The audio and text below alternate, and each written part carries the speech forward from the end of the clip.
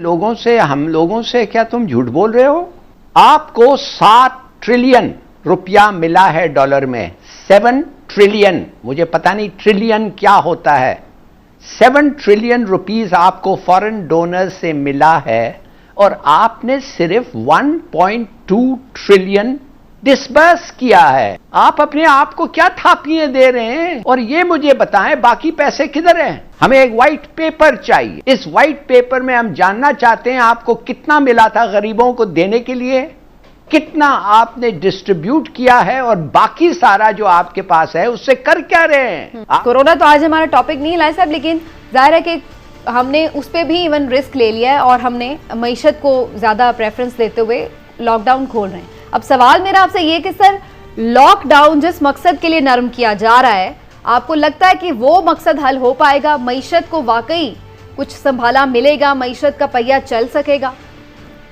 देखिए, मैं तो एक सवाल पूछना चाहता हूं गवर्नमेंट को। क्या तुम हम लोगों से क्या तुम झूठ बोल रहे हो? आपको 7 ट्रिलियन रुपया मिला है डॉलर में। 7 ट्रिलियन, मुझे पता नहीं ट्रिलियन क्या होता है। 7 ट्रिलियन रुपीस आपको फॉरेन डोनर से मिला है और आपने सिर्फ 1.2 ट्रिलियन डिसबर्स किया है। आप अपने आप को क्या थापिये दे रहे हैं? और ये मुझे बताएं बाकी पैसे किधर हैं? हमें एक व्हाइट पेपर चाहिए। इस व्हाइट पेपर में हम जानना चाहते हैं आपको कितना मिला था गरीबों को देने के लिए, कितना आपने डिस्ट्रीब्यूट किया है और बाकी सारा जो आपके पास है उससे कर क्या रहे हैं? आप तो कह रहे हैं ना लोग मर रहे हैं बगैर खाने के। आप कह रहे हैं कि बगैर लॉकडाउन से ये मुल्क तबाह हो जाएगा। तो किधर है वो 6 ट्रिलियन रुपया जो आपको मिले हैं इसी काम के लिए, गरीबों को बांटने के लिए? एक दूसरी चीज ये समझना कि इंटरेस्ट रेट इसलिए कि नीचे जा रहा है और आपकी बेनिफिशियरी आपका इकोनॉमी बेहतर हो रहा है, बिल्कुल नहीं। ना इंटरेस्ट रेट ना मनी सप्लाई। जब तक एक्टिविटी नहीं होगा वो पैसे जो आपके पास हैं उसको तक it should leave your hands.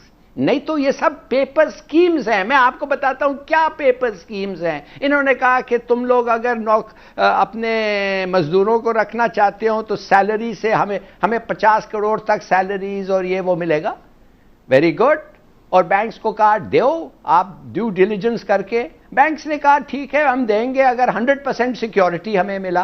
अरे भाई, बोरोअर को आप कहते हैं 100% सिक्योरिटी दे, उसके पास 100% सिक्योरिटी है नहीं, इसके माने आप दे नहीं सकते to those who don't have security. तो ये क्या है? ये एक पेपर स्कीम है। ठीक। दूसरी बात आपको मैं बार बार कहता हूं, पब्लिक वर्क्स प्रोग्राम्स करें। मैं तो वो ट्री प्लांटेशन की भी मैंने तारीफ की है, खुदा जाने कितने प्लांट हुए हैं कितने नहीं हुए हैं। डैम्स बड़ी अच्छी बात है, मगर एक डैम जो कमीशन हुआ है नॉर्थ में, या ठीक है बड़ी अच्छी बात है, मगर खुदा के लिए कुछ ऐसे भी पब्लिक वर्क्स करें पॉपुलेशन सेंटर्स के नजदीक। उधर तक तो नहीं जाना पड़े लोगों को अपने घर छोड़ के, पता नहीं 4 दिन का सफर। सही है, ये भी आप थोड़ा सा सोचें।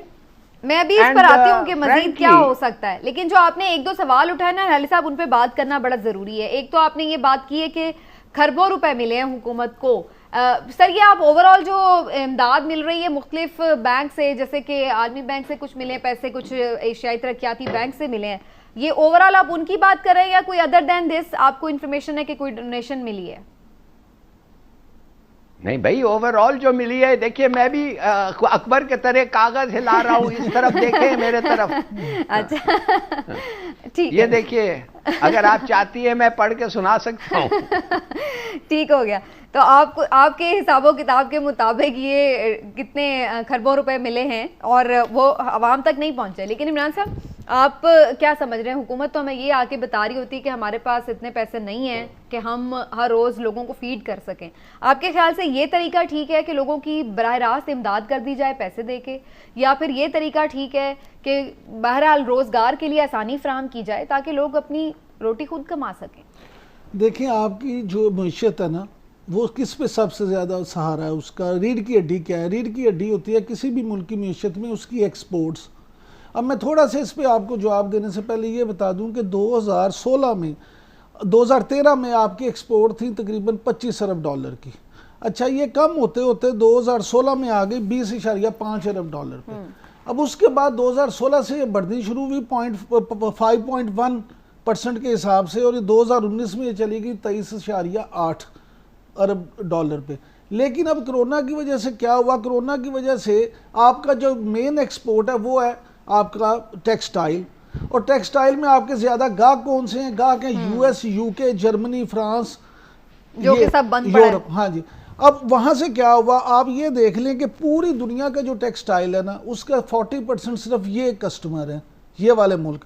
आपकी जो एक्सपोर्ट है उसका तकरीबन 50% यहाँ जाता है, और बाज़ रिपोर्ट्स के मुताबिक 56%। ठीक। अब जब वो 56% आपका अगर कम हो जाता है तो आप उससे देखिए आपकी एक्सपोर्ट कहाँ जाएगी।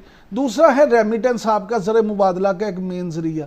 गल्फ कंट्रीज से जो आपकी रेमिटेंस थी उसमें 54% कमी ऑलरेडी आ गई है, जो बाहर के ममालिक से पैसे आते जो हैं, गैर पाकिस्तानी, जो पाकिस्तानी ओवरसीज पाकिस्तानी अपनी मेहनत मजदूरी की कमाई जो यहाँ भिजवाते हैं। अब वर्ल्ड बैंक की रिपोर्ट के मुताबिक इस साल कोरोना के बाईस आपकी रेमिटेंस में 23% कमी आएगी।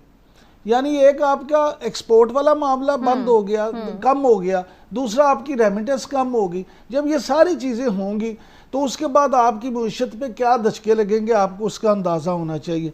उसका अब नतीजा क्या है, अब आप देख लें कि टैक्स रेवेन्यू है जो कोरोना के बायस उसमें 19% कमी जो है ना वो बताई जा रही है कि जी 19% कमी हो जाएगी, जो पहले 4.8 ये तो हम नुकसान के ऊपर तो बात कर ही रहे हैं, जो इम्पैक्ट आ रहा है, जो उसमें खराबी आ रही है। जो मेरा आज का सवाल है वो ये कि जो अब ये लॉकडाउन खुलने से, मईशत का पहिया चलने से, शरह सूद में कमी करने से, और जैसे हिलाली साहब बता रहे हैं कितने पैसे जो बाहर से आ गए हैं उनसे। हिलाली साहब, आप ब्रेक से जाने से पहले कुछ कहना चाह रहे थे, वो भी आप प्लीज़ कमेंट कर लीजिए। और साथ ही ये ज़रूर मैं शॉर्टली आपसे जानना चाहूँगी सर, आपके नज़दीक गवर्नमेंट मज़ीद क्या कर सकती है, ऐसे स्टेप्स ले सकती है जिससे जो हमारी इकॉनमी है उसको थोड़ा सा सहारा मिले, थोड़ा सा पहिया चले, कुछ बेहतरी आए?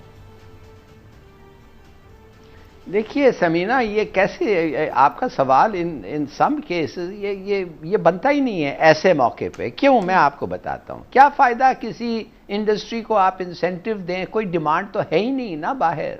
मिसाल के तौर पे अगर आप चाहते हैं कि हमारे लोग यान जो हम बेचते हैं चीन और बांग्लादेश को, उस पे लोगों को कहें कि चलो बनाओ, भाई चीन एंड बांग्लादेश की market has fallen flat. Bangladesh तो उसके वही प्रॉब्लम्स है जो आपके पास है, एंड चाइना टू, काफ़ी हद तक उनका भी मार्केट डिप्रेस हो गया है।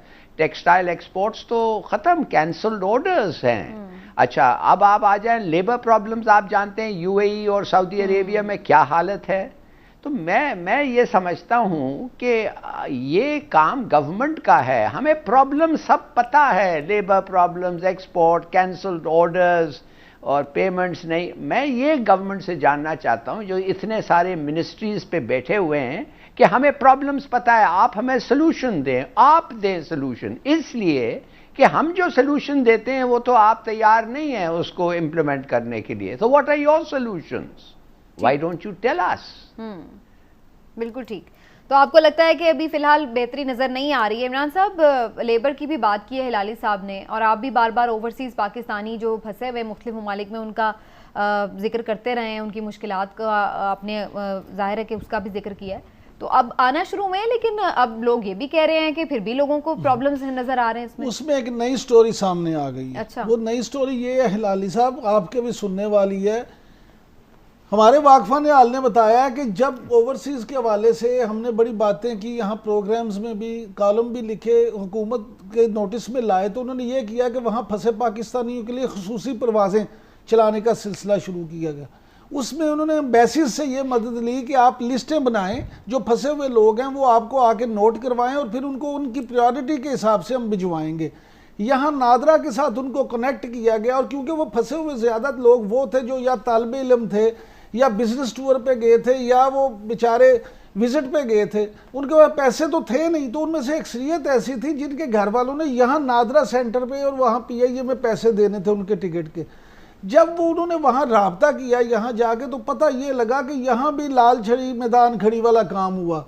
उन बेचारों ने जिन्होंने पहले इंदराज कराया था उनको टिकट्स दिए नहीं गए, बल्कि कहा गया कि जी वहाँ से जिनको ओवरसीज़ मिनिस्ट्री की तरफ से और किसी सिफारशी तरह से जो पहुंच गए उनको उनकी जगह पे टिकट्स दे दिए गए, जैसे बंदे को ऑफलोड कर दिया जाता है ना। तो यानी मेरिट की यहाँ भी धज्जियां बिखेर दी गई और उनकी जगह बाद में आने वाले सिफारशी लोगों को टिकट दे दिए गए। तो अभी उनकी मुश्किलात भी अभी उनकी तक हल मुश्किलात नहीं तो हुई अभी है। वहां ठीक की है। वहां है।